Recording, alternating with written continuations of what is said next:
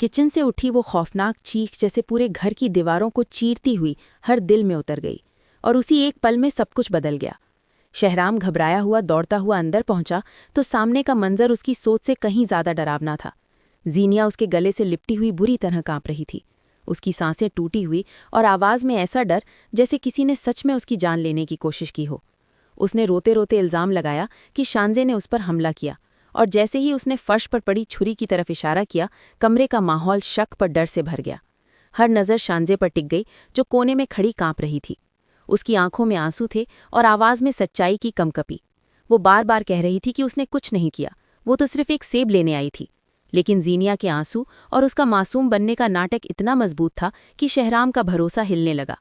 उसने गुस्से में अपनी ही बहन से सवाल किया कि भाभी झूठ क्यों बोलेंगी, और यही वो पल था जब एक झूठ सच पर भारी पड़ता नजर आ रहा था। लेकिन इस पूरे ड्रामे के बीच शहराम की मां खामोश खड़ी सब कुछ देख रही थी। उनकी आंखों में शक की हल्की सी चिंगारी थी, जो धीरे धीरे आग बन रही थी। उन्हें जीनिया की पुरानी बातें याद आने लगी। वो झूठ जो उसने पहले भी बोले थे, वो दबाव जो उसने शांजे पर डाला था, और अब जैसे सारी कड़ियां जुड़ती जा रही थीं। उन्होंने बिना कुछ कहे शांजे का हाथ पकड़ा और उसे कमरे में ले गईं, जहां टूट चुकी बेटी ने मां के गले लगकर सारा सच उगल दिया। हर वो दर्द, हर वो धमकी जो उसे चुप रहने पर मजबूर करती रही। उसने बताया कैसे जीनिया ने उसे पहले भी धक्का दिया और डराया कि अगर उसने मुंह खोला तो उसका अंजाम बहुत बुरा होगा। ये सुनकर मां का दिल कांप उठा, लेकिन उनके अंदर एक हिम्मत भी जाग उठी। उन्होंने तय कर लिया कि अब सच सामने लाना ही होगा। उधर कहानी का दूसरा पहलू भी उतना ही तूफानी था, जहां जरार अपने अंदर के डर और गुस्से से जूझ रहा था। हालात ने उसे मजबूर कर दिया था कि वो फरियाल की हिफाजत के लिए एक बड़ा फैसला ले।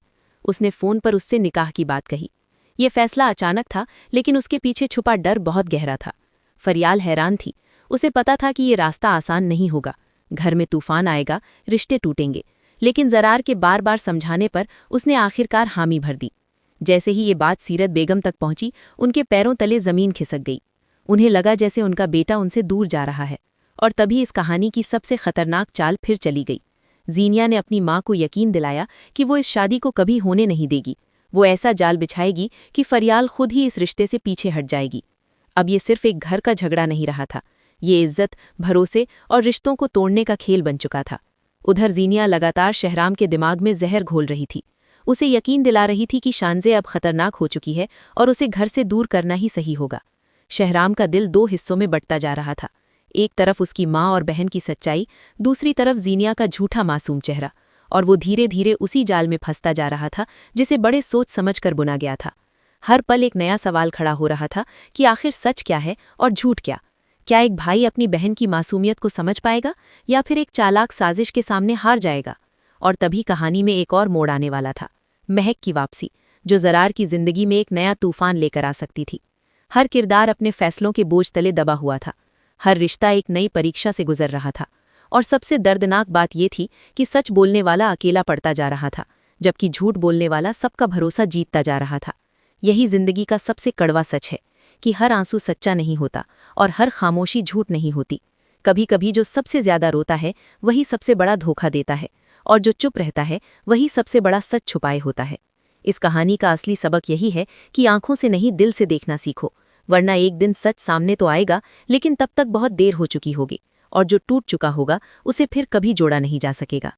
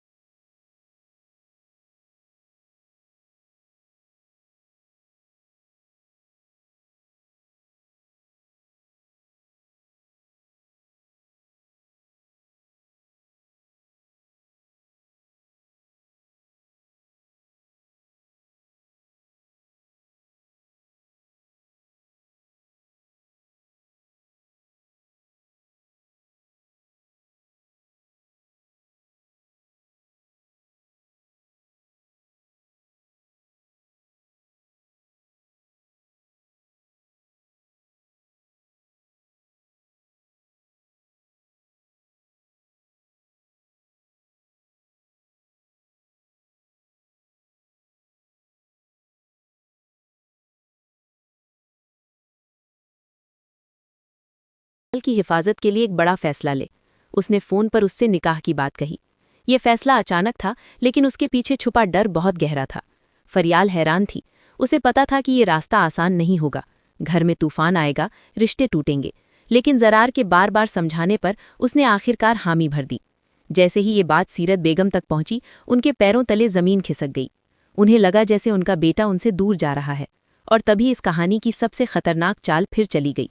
जीनिया ने अपनी माँ को यकीन दिलाया कि वो इस शादी को कभी होने नहीं देगी।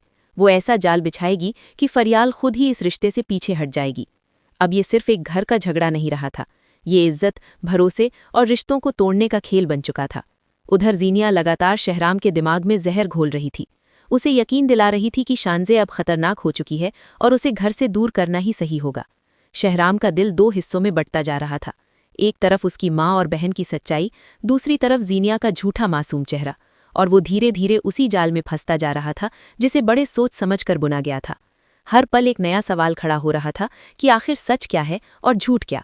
क्या एक भाई अपनी बहन की मासूमियत को समझ पाएगा या फिर एक चालाक साजिश के सामने हार जाएगा। और तभी कहानी में एक और मोड़ आने वाला था। महक की वापसी, जो ज़रार की जिंदगी में एक नया तूफान लेकर आ सकती थी। हर किरदार अपने फैसलों के बोझ तले दबा हुआ था। हर रिश्ता एक नई परीक्षा से गुजर रहा था। और सबसे दर्दनाक बात यह थी कि सच बोलने वाला अकेला पड़ता जा रहा था, जबकि झूठ बोलने वाला सबका भरोसा जीतता जा रहा था। यही जिंदगी का सबसे कड़वा सच है कि हर आंसू सच्चा नहीं होता और हर खामोशी झूठ नहीं होती। कभी कभी जो सबसे ज्यादा रोता है वही सबसे बड़ा धोखा देता है, और जो चुप रहता है वही सबसे बड़ा सच छुपाए होता है।